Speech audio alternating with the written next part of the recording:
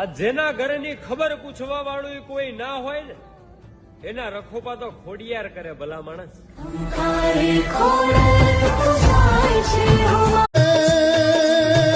સતની જોડી મેં કાંદ ધરી, સતની જોડી મેં કાંદ ધરી, મેં લખિયા પીર પરબરા, મેં લખિયા પીર પરબરા, સતની જોડી મેં કાંદ ધરી, મેં મુંડિયા પીર પરબરા। કર્મે લખ્યા કિરદાર કોઈ દી સઠી ના સુકે નહીં, પછી હુનર કરો હજારી આખરે આડા ફરે।